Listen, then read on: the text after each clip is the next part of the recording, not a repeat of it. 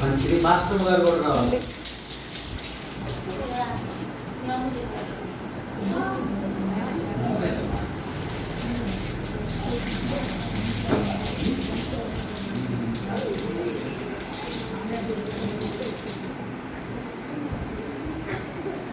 ముందుగా ప్రార్థన చేద్దాం.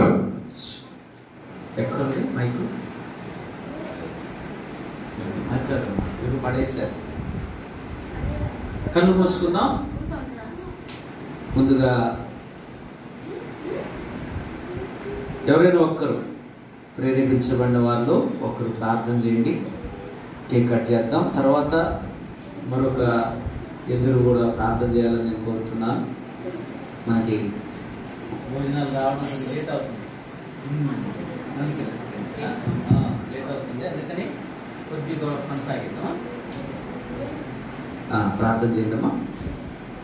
ప్రేమ దయా కరుణ కలిగిన మన